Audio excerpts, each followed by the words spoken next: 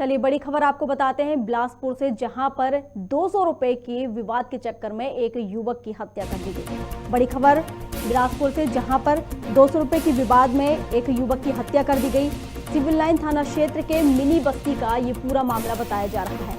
बता दें, पुलिस ने आरोपी को गिरफ्तार कर लिया है, जबकि 2 आरोपी अभी भी फरार बताए जा रहे हैं। 200 रुपए के विवाद में एक युवक की हत्या कर दी गई, जिस पर एक आरोपी को पुलिस ने गिरफ्तार कर लिया है। और ये पूरा मामला जो है वो सिविल लाइन थाना क्षेत्र के मिनी बस्ती का बताया जा रहा है।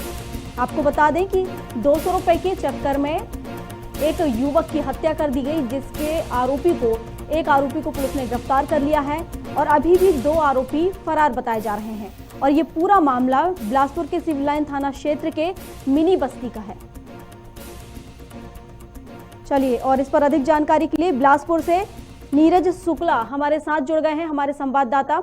नीरज, 200 रुपए के विवाद में एक युवक की हत्या कर दी गई, पूरा मामला क्या है, पूरा घटनाक्रम क्या है? ये मामला मात्र 200 रुपए उधार में दिए हुए वाक्य का है। इसमें आज सुबह तकरीबन 10 बजे के लगभग ये मृतक का अवध राम बंजारे की रिपोर्ट, उसके पिता के उसने रिपोर्ट की। हेलो जी हाँ, जिसमें कि अजय जांगड़े और नरेंद्र जांगड़े और उनके पिता धर्म जांगड़े ने मिलकर इसके भाई धर्मों को तीनों ने मिलकर चाकू से, मतलब उधार लिए गए पैसे के चक्कर में इन तीनों ने मिलकर इन तीनों में ये विवाद हुआ था, इन सभी लोगों में कहना चाहिए। हाँ, तीनों ने विवाद हुआ 200 रुपए की लेकर, जिसमें कि इन तीनों ने मिलकर मृतक धर्मू को ताबड़तोड़ वार कर उसको घायल कर दिया था, जिसे उसे सिम्स हॉस्पिटल में एडमिट कराया गया, जिसके पश्चात इलाज के दौरान उसकी मृत्यु हो गई है। जिसमें सिविल लाइन पुलिस ने कार्रवाई करते हुए एक आरोपी नरेंद्र जांगड़े को गिरफ्तार कर लिया है और 2 आरोपी अजय जांगड़े व धर्म जांगड़े अब तक पुलिस की गिरफ्त से बाहर है। और आपको बता दें, ये जो सिविल लाइन थाना अंतर्गत जो क्षेत्र आता है मिनी बस्ती का, यहाँ बहुत से अपराधी किस्म की वारदातें आए दिन घटते रहती हैं और यहाँ नशे का अवैध कारोबार बहुत ही ज्यादा फलता फूलता है। तो ये जो सिविल लाइन थाना है वो बस्ती से, जो मिनी बस्ती आप बता रहे हैं, वो वहाँ से कितनी दूर है जी? जो थाना है सिविल लाइन थाना मिनी बस्ती से कितनी दूरी पर है? ये महज 500 मीटर की दूरी पर ही हो, ज्यादा दूरी पर नहीं है ये जी। और इसमें आए दिन यहाँ पर गंभीर वारदातें घटती ही रहती हैं। ये यहाँ नशे का कारोबार भी बहुत ज्यादा ही फलता फूलता है जी। तो क्या वहाँ की जो पुलिस है, जो वहाँ का जो आला अधिकारी है, वहाँ का प्रशासन है, वो इस पर कोई कार्रवाई नहीं कर रहा है, जिसके चलते इस तरह की वारदात हो रही हैं? ये कार्रवाई तो करते हैं, बट जिस हिसाब से कार्रवाई करना चाहिए उस हिसाब से कार्रवाई नहीं करते। देखकर तो समझ में आ रहा है कि जिस तरह से आए दिन ये वारदातें हो रही हैं और कार्रवाई की जा रही है, तो देखकर तो नहीं लगता कि किसी तरह की सही ढंग से कार्रवाई की जा रही है, कहना चाहिए। हाँ, सही ढंग से कार्रवाई नहीं होती है। बीच में ही यहाँ एक अवैध नशे की सामग्रियों का जखीरा पकड़ाया था, जो पूर्व एसपी थे हमारे दीपक झा बिलासपुर के, उन्होंने ये कार्रवाई करवाई थी, जिसमें 20 से 25 पुलिस वालों का बल लगा था कार्रवाई करने पे। वो बस्ती एक ऐसा है कि उसको बोलना चाहिए कि पूरा अपराधियों का गढ़ है वो बस्ती। तो ये जो घटना घटी है, ये जो पूरा मामला हुआ है, पूरी घटना जो घटी है, तो ये कितने बजे की है, कब घटी है घटना, और पुलिस के जो आज सुबह करीब तकरीबन 10 से 10:30 के बीच की घटना है जी। और पुलिस प्रशासन कब तक वहां पहुंच गया, कब तक कार्रवाई चालू की पुलिस प्रशासन ने? पुलिस प्रशासन वहां तो तुरंत ही पहुंच गया था, क्योंकि मृतक के पिता ने आगे तुरंत FIR दर्ज करवाई, यानी कि सूचना दी पुलिस को, जिस पर वहां उसके पिता ने जो गंभीर अवस्था में घायल था धर्म, उसे सिम्स हॉस्पिटल में एडमिट कराया।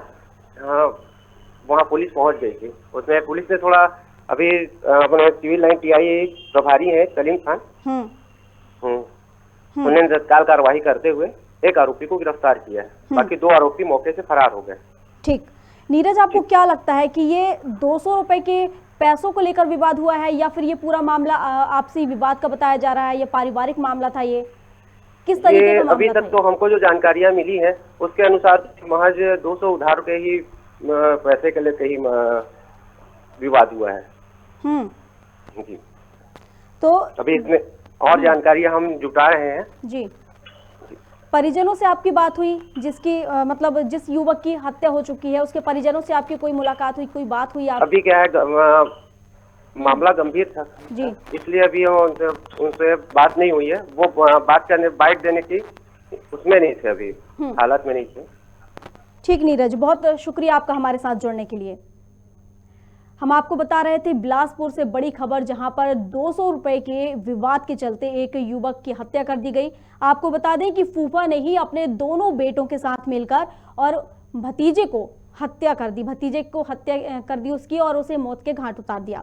बड़ी खबर हम आपको बिलासपुर से बता रहे थे, जिस पर पुलिस ने एक आरोपी को गिरफ्तार कर लिया है और 2 आरोपी अभी फरार बताए जा रहे हैं।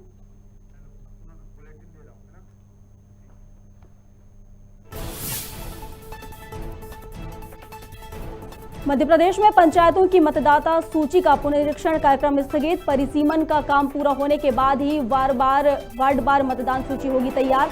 संशोधन अध्यादेश प्रभावी होने के मद्देनजर आयोग ने लिया फैसला। दिल्ली के मुख्यमंत्री अरविंद केजरीवाल कोरोना संक्रमित। देहरादून से लेकर चंडीगढ़ और पटियाला में की रैली, कहीं भी मास्क लगाए नजर नहीं आए केजरीवाल।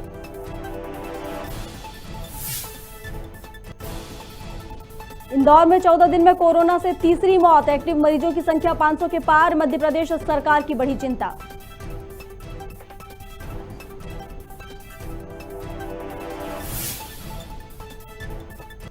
छत्तीसगढ़ के कांकेर जिले में जंगल गए युवक को मिला भालू का बच्चा। 2 दिन से घर में रख रहा भालू के बच्चे का ख्याल। फोटो वायरल होने के बाद वन विभाग ने किया संपर्क।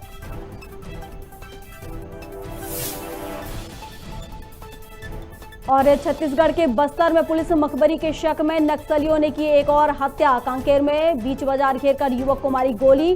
3 साल से टारगेट पर था युवक।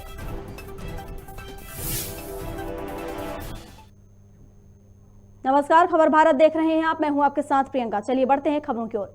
भोपाल में शिवराज कैबिनेट की बैठक हुई, जिसमें महत्वपूर्ण निर्णयों पर मुहर लगी। गृह मंत्री डॉक्टर नरोत्तम मिश्रा ने कैबिनेट बैठक में हुए निर्णयों की जानकारी दी और कहा कि कोरोना काल के बावजूद बेरोजगारी दर सबसे कम रखने में मध्य प्रदेश अव्वल है। 12 जनवरी से रोजगार मेला निरंतर होगा। एक साथ 3 लाख लोगों को रोजगार देने की प्रक्रिया प्रारंभ होगी। चचाई में 600 मेगावाट का नया प्लांट लगेगा। मुख्यमंत्री कृषक फसल उपार्जन सहायता योजना लागू होगी। पशुधन चारा योजना भी चालू की जाएगी। जो रैंकिंग आई है उन राज्यों में बेरोजगार कोरोना काल था।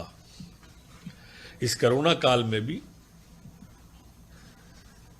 हर क्षेत्र में रोजगार की अवसर, देश की जो रैंकिंग आई उसमें मध्य प्रदेश अव्वल रहा। उसका कारण कि हमने अधोसंरचना के क्षेत्र में 40% से ज्यादा राशि खर्च की, जिससे हमारी अर्थव्यवस्था गतिमान हुई। चाहे वो एमएसएमई का क्षेत्र हो, चाहे उद्योग में क्षेत्र हो। लगातार मुख्यमंत्री जी स्वयं भी बैंकों से बात कर रहे हैं। एक अच्छी बात ये हुई है, जो दूरदृष्टि, जो विजनरी सोच मुख्यमंत्री शिवराज सिंह जी चौहान का है, उसमें अब आगे की सोच, बिजली की खपत लगातार बढ़ रही है तो पावर प्लांट भी नए लगे। इसको आधार बनाकर आज Madhya Pradesh power generating company की जो चर्चा का समय उसमें लग जाता है, इसलिए एडवांस सोच लेकर दूरदृष्टि के साथ में किया है। इसी तरह से संचालन नगर और ग्राम निवेश के विभागीय सेटअप, जिसमें नियमित 693, संविदा 201, आउटसोर्स के 47 और 104 प्रतिनियुक्ति के थे, उसको अब नए सेटअप में करने का तय किया है। उसमें 13 करोड़ 45 लाख की स्वीकृति भी प्रदान की है। आज मध्य प्रदेश के अंदर धान, गेहूं, छोटे अनाज के उपार्जन और खाद्य विभाग के लेकर इसमें जो विषय था कि हमारे यहाँ पर अभी केंद्र सरकार हमारे उपार्जन को उठाती है, हमें बैंक से लोन लेना पड़ता है, अन्य जो दिक्कतें आती थी उसको ध्यान में रखते हुए अब हमने मुख्यमंत्री कृषक फसल उपार्जन सहायता योजना लागू की है और इसमें राशि का प्रावधान कर दिया है। गृह मंत्री डॉक्टर नरोत्तम मिश्रा ने प्रेस कॉन्फ्रेंस की। गृह मंत्री ने कहा कि पिछले 24 घंटे में 308 नए केस सामने आए हैं। 57 लोग ठीक हुए हैं। एक्टिव केस 1129 बचे हैं। वहीं पुलिस को निर्देश दिए हैं कि जो लोग बिना मास्क के मिलते हैं उनके खिलाफ जुर्माने की कार्रवाई करें और कोरोना गाइडलाइन का पालन कराएं। वहीं कहा राहुल गांधी और उनके गुरु बाबा चाचा जान, अब तो बच्चों को भी वैक्सीन लगने लगी है, अब तो वैक्सीन लगवा लो।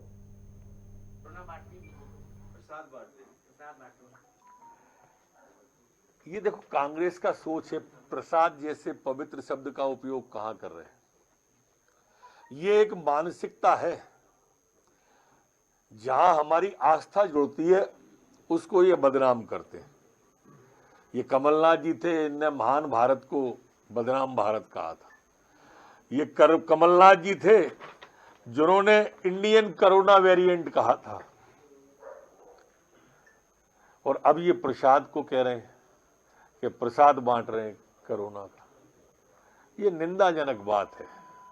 आस्थाओं पर चोट नहीं करना चाहिए, और कांग्रेस की आदत हो गई है कि इस तरह से हमारे प्रतीकों पर, आस्थाओं पर, जो आस्था के प्रतीक हैं उन पर चोट पहुंचाने की। और पहले भी उन्होंने कहा था, अब कुछ बच्चों की वैक्सीनेशन शुरू हो गई है और अभी भी कांग्रेस की कई आपत्तियां हैं उससे लेकर। राहुल बाबा और उनके गुरु चचा जान वैक्सीन पे शुरू से ही सवाल उठा रहे थे, और अब तो बच्चों की लगने लगी, कहां छुपे हो, आओ वैक्सीन लगवाओ, सबको प्रेरित करो वैक्सीन लगवाने के लिए।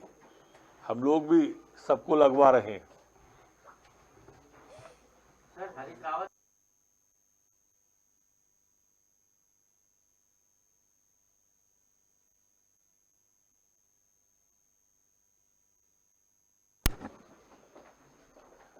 कोरोना के 308 प्रकरण संपूर्ण मध्य प्रदेश में आए हैं, जबकि ठीक होकर अपने घरों की ओर, गंतव्य की ओर जाने वाले 57 लोग हैं। अब हमारे एक्टिव केस 1029 संपूर्ण मध्य प्रदेश में हैं, जबकि हमारी संक्रमण दर 0.53 है। रिकवरी दर हमारी 98.6% है। कल संपूर्ण प्रदेश में 57,843 सैंपल लिए गए हैं। मैं ये भी कहना चाहता हूं कि धीरे धीरे कोरोना अपने पर फैला रहा है। अब ग्वालियर में भी कल 22, शिवपुरी में 6 और दतिया में 5 आए। पूरे प्रदेश में इसकी व्यापकता हो रही है। इंदौर में तो डेल्टा के और ओमिक्रॉन के 50-50 मतलब 50-50% आ रहे हैं। जो कल 47 के लगभग आए होंगे, उसमें से आधे आधे निकल रहे हैं। ओमिक्रॉन उतना खतरनाक नहीं है जितना डेल्टा है, और इसलिए घबराने की आवश्यकता तो नहीं है, पर सावधानियों की ज्यादा आवश्यकता है। सरकार ने दवा की, बिस्तर की, आईसीयू की, वेंटिलेटर की, पलंग की, दवाइयों की पूरी व्यवस्था कर रखी है, लेकिन इसके बावजूद भी सख्ती की आवश्यकता है, चिंता की आवश्यकता है, सावधानी की आवश्यकता है। हम आज पुलिस को कहने वाले हैं प्रदेश के अंदर कि मास्क जो लोग न लगाए हों उनको एहतियात बरतने का तत्काल वो कहें। जुर्माना, जो कोरोना गाइडलाइन का पालन न करें उनसे जुर्माना वसूली करने का, और जितनी कोरोना की सावधानियां हैं वो सारी की सारी सावधानियों का फॉलो पुलिस कराए। चलिए अगली खबर की ओर बढ़ते हैं। मध्य प्रदेश के चिकित्सा शिक्षा मंत्री विश्वास कैलाश सारंग ने कमलनाथ पर निशाना साधा है। सारंग ने कहा कि कमलनाथ ने मध्य प्रदेश की जनता का आनंद छीनने का काम किया था। वहीं कहा मुख्यमंत्री का मानना है कि व्यक्ति को सरकार के माध्यम से अपनी रोजमर्रा की जिंदगी में संतोष मिले। मुख्यमंत्री ने आनंद विभाग के माध्यम से एक नवाचार शुरू किया था। यदि हमें किसी व्यक्ति को संतुष्ट करना है तो उसकी आत्मा को भी संतुष्ट करना होगा। देखिए, बहुत प्रसन्नता की बात है कि कल हमने 10 लाख बच्चों को वैक्सीन लगाई और आज जिस प्रकार का उत्साह हमें देखने को मिल रहा है, ये बहुत सकारात्मक पक्ष है। माननीय मुख्यमंत्री जी ने 20 जनवरी तक 48 लाख लोगों को वैक्सीन लगाने का हमें टारगेट दिया है। हमें उम्मीद है कि हम उस टारगेट को पूरा कर लेंगे। मध्य प्रदेश में हम ये सुनिश्चित कर रहे हैं कि वैक्सीनेशन के मामले में हम हर तरह से पूरी मुस्तैदी के साथ काम करें। कोरोना नए वेरिएंट ओमिक्रॉन के रूप में अपने पांव पसार रहा है और जिला प्रशासन संक्रमण को रोकने हेतु टीकाकरण और स्वास्थ्य सुविधाओं को दुरुस्त कर रहा है। वहीं एक 5 वर्षीय कोरोना वॉरियर्स मैहर जैन अपने समस्त स्कूली छात्र छात्राओं से टीकाकरण हेतु मार्मिक अपील कर रही है। कोरोना का टीका वो जरूर लगवा, प्लीज भैया, प्लीज दीदी, कोरोना का टीका जरूर लगवाएं। देश में 15 से 18 वर्ष के बच्चों के वैक्सीनेशन का दूसरा दिन है। ऐसे में यूनिसेफ की टीम लगातार बच्चों और उनके परिजनों से वैक्सीनेशन को लेकर जागरूकता फैलाने का काम कर रही है। यूनिसेफ की टीम किस तरह जागरूकता फैलाने का काम कर रही है, देखिए। और दूसरा है हाथ धोना, उनकी व्यवस्था नहीं है तो हम सैनिटाइजर यूज करें। आप लोग अपने बैग में छोटा छोटा सैनिटाइजर आया है आप लोगों के लिए 15 साल से 18 वर्ष तक के बच्चों के लिए कोविड टीका जो आज से लगना चालू हो गया है। टीका जरूर लगवाइए और टीका लगवा के अपने परिवार, अपने स्कूल, अपने समाज, अपने देश को ये उनके शरीर में इम्यूनिटी पावर को बढ़ाएगी और बच्चों को कोरोना वायरस से भी बचाएगी। अभी ओमिक्रॉन का वेरिएंट भी आया हुआ है, हालांकि उससे बचने के लिए भी कोविड का जो नियम हम पालन कर रहे थे वही नियम इसमें हम पालन कर सकते हैं। ये थी जिला समन्वयक यूनिसेफ की, जिन्होंने साफ तौर पर जिस तरह से ये बच्चों और उनके परिजनों को समझाइश दे रही है कि अधिक से अधिक टीका लगवाएं। मैं श्रवण कुमार, खबर भारत, अंबिकापुर। बीनागंज नगर में फिर से रोको टोको अभियान शुरू हो गया है। बता दें कि ओमिक्रॉन के चलते गुना कलेक्टर फ्रांस नोबेल ने दिशा निर्देश जारी कर दिए हैं, जिसके चलते चाचोड़ा एसडीएम वंदना राजपूत द्वारा टीम गठित कर नगर पंचायत का अमला और सभी विभागीय अधिकारियों के साथ बीनागंज में मास्क नहीं लगाने वालों पर चालानी कार्रवाई की गई।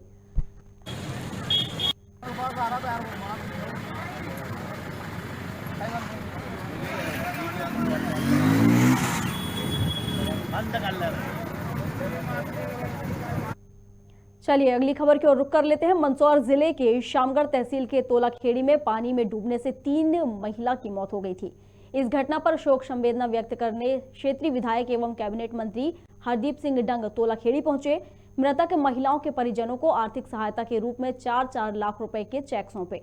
वहीं एसडीएम रविंद्र परमार ने परिजनों को कहा कि 7 दिन के अंदर आपके खाते में पेमेंट आ जाएगा।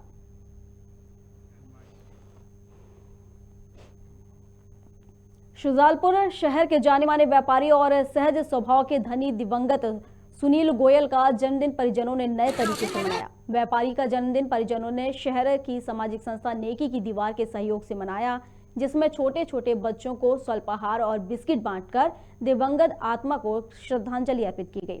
इस कार्य में संस्था के सभी सदस्यों ने उनका सहयोग किया।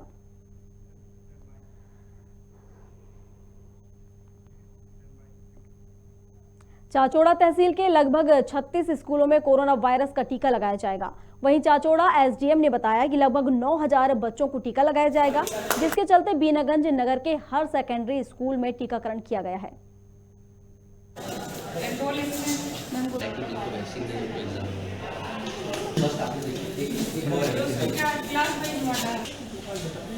उसमें बैठे उसमें तो दे देंगे। 15 से 18 वर्ष के बच्चों के लिए टीकाकरण शासन के द्वारा शुरू किया गया।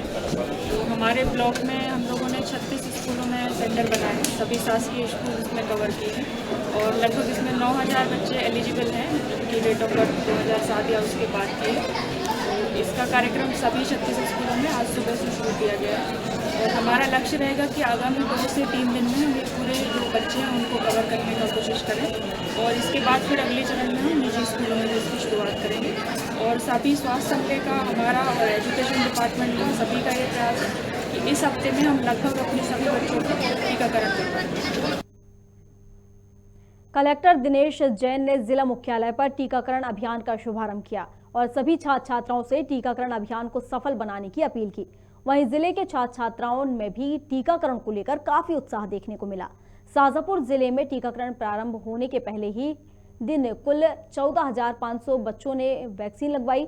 कलेक्टर दिनेश जैन ने मीडिया से चर्चा करते हुए कहा कि 116 केंद्रों पर शासकीय और गैर शासकीय विद्यालयों में अध्ययनरत कुल 51,652 बच्चों को वैक्सीन लगाने का लक्ष्य रखा गया है, जो कि 1 हफ्ते में पूरा कर लिया जाएगा।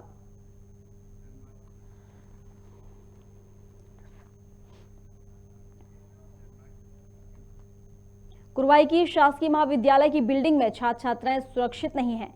प्रदेश कांग्रेस महामंत्री शीघ्र अतिशीघ्र कलेक्टर महोदय से कुरवाई की शासकीय बिल्डिंग का व्यक्तिगत रूप से निरीक्षण करने या करवाने का आग्रह किया है।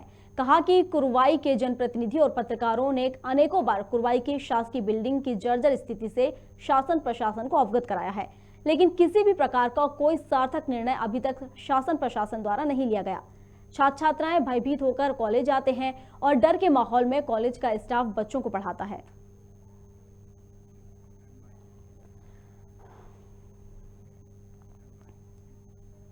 मंदसौर कलेक्टर गौतम सिंह और मंदसौर विधायक यशपाल सिंह सिसोदिया ने पशुपतिनाथ मंदिर पहुंचकर निर्माण कार्यों का जायजा लिया और प्रेस कॉन्फ्रेंस कर मंदिर में हो रहे निर्माण कार्यों के बारे में जानकारी दी। कहा, मंदिर के अंदर का निर्माण कार्य 15 जनवरी तक पूरा हो जाएगा। इसके बाद बाहर का काम शुरू किया जाएगा।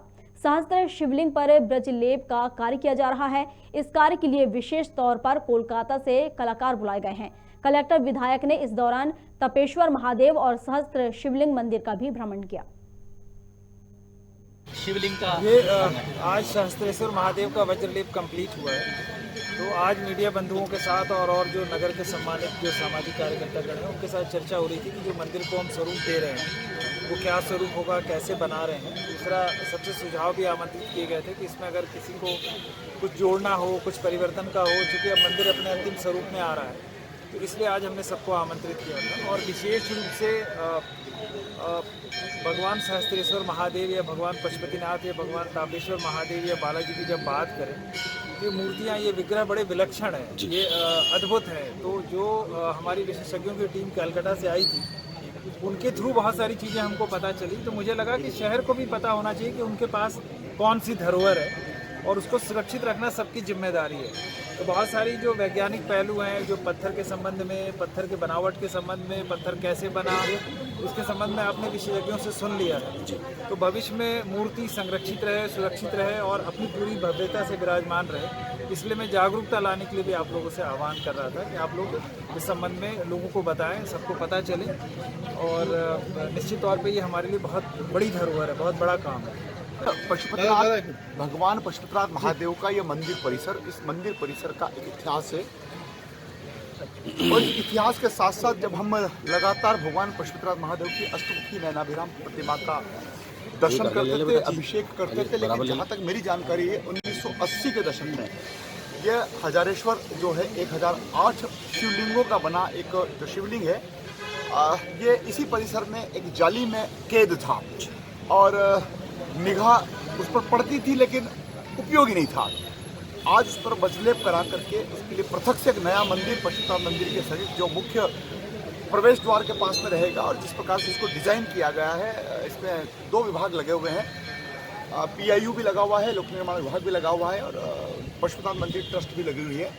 और तत्कालीन कलेक्टर OP श्रीवास्तव जी ने इसकी कल्पना को प्रारब्ध किया था। माननीय मुख्यमंत्री श्री शिवराज सिंह चौहान ने इस नए मंदिर और जो पुनर्स्थापित और पुनर्लेप किया हुआ जो हमारा हजारेश्वर महादेव का जो शिवलिंग है उसकी उन्होंने आधारशिला रखी थी, उसका भूमि पूजन किया था। आज मंदिर अपने स्वरूप में है और मुझे बताते हुए अत्यंत प्रसन्नता है कि रात दिन काम करके और जो कलकत्ता से इसके विशेषज्ञ आए हैं उन्होंने इसका वज्रलेप कर दिया और आज संत जी की मौजूदगी में हमने उसको पानी डाल करके देखा। एक बूंद पानी भी पूरे हजारेश्वर का जो शिवलिंग है उसके ऊपर नहीं टिका, झर से निकल गया और इस पर अच्छे से खूबसूरत ढंग से वज्रलेप किया गया। और चूंकि ये लंबे समय तक, लंबे अरसे तक पशुपतिनाथ मंदिर के इस परिसर में ऐसे ही वीरान सा पड़ा हुआ था, जिसके लिए न केवल नया मंदिर स्थापित हुआ है बल्कि बहुत जल्दी हम इसकी प्राण प्रतिष्ठा का कार्यक्रम का आयोजन करेंगे। और महाघंटा जो मंदसौर में लगभग 32 क्विंटल 37 क्विंटल वजन का जो बना है उसकी भी स्थापना को लेकर के आज हमने पूरा महाघंटा अभियान की जो समिति थी उस समिति के हम आए हैं। देखिए, तापेश्वर महादेव, महाघंटा, शस्त्रलिंग, पशुपतिनाथ महादेव, राम मंदिर, ये सारी अम्बे माता, बजरंगबली, ये सारा का सारा परिसर में इस अवसर पर उनको भी मैं धन्यवाद देना चाहूँगा। तापेश्वर मंदिर जो था उसके जो निजी स्वामी थे, उन्होंने हमको बड़ी ज़मीन यहाँ पर दी, बदले में हमने पशुपतिनाथ ट्रस्ट ने उनको ज़मीन के बदले ज़मीन दी है। उसके कारण से पूरा के पूरा स्वरूप अब आपको बदला सा नजर आएगा। धन्यवाद। पन्ना के कुटनी आइसलैंड पर घूमना पर्यटकों और सैलानियों को महंगा पड़ रहा है, जहां टिकट में भारी बढ़ोतरी कर दी गई है। यहां अब 30 रुपए का गेट पास 100 रुपए प्रति सदस्य हो गया है। वहीं 2 राउंड वोटिंग के 175 रुपए प्रति सदस्य लिया जा रहा है और 5 साल से ऊपर के बच्चों का भी फुल टिकट लिया जा रहा है। और कुटनी आइसलैंड रिसोर्ट सिर्फ रिच पर्यटकों के लिए बना हुआ है, जिससे पर्यटकों में काफी निराशा और गुस्सा देखा जा रहा है। बोट के भी ज़्यादा है, वो केवल 3-4 मिनट घुमाते हैं और उसमें जो है 175 रुपये ले लेते हैं जो है। हाँ। तो थोड़ा सा ज़्यादा है ये, थोड़ा सा इसको और कम होना चाहिए। मतलब आम आदमी की जेब से परे है। हाँ, थोड़ा सा ज़्यादा। आम आदमी जो है, जो बेचारा मध्यम वर्ग का या थोड़ा सा जो निचले वर्ग का इंसान है, उसके लिए थोड़ा सा कठिन हो जाता है अपनी फैमिली को थोड़ा घुमाना फिराना जो है। अच्छे न्यू ईयर में आके सेलिब्रेशन कर रहे हैं ना, इसलिए थोड़ा कम खर्चा भी होना चाहिए। पर पर्सन 100 रुपीज़ एंट्री फीस है। हाँ। और फिर हॉर्स राइडिंग और ये बोटिंग वगैरह का सब अलग अलग है। सबका अलग अलग है। क्या माना जाए, पर्यटकों की जेब पे डाका डाला जा रहा है? हाँ, तो ऐसा तो है कि 100 रुपीज़ ज़्यादा हैं इसके लिए। हर कोई नहीं घूम सकता, जिसके घर की इनकम कम है तो वो नहीं आ सकता यहाँ पे। गेट पास लगता रहा, वो कितना लगता रहा है? 100 रुपये लगता रहा साहब। अभी 100 लगने लगा है। इसके पहले 30 रुपये साहब। 30 रुपये। अब अचानक 100 रुपये कर दिया गया, क्या कारण है? अब सर जो कारण हो श्रीमान जी, कहीं ना कहीं आम आदमी की पहुंच से दूर है कि 100 रुपये दे के पर व्यक्ति नहीं जा सकते हैं। खबर भारत में खबरों का सिलसिला लगातार जारी है। आप बने रहिए हमारे साथ और देखते रहिए खबर भारत। नमस्कार।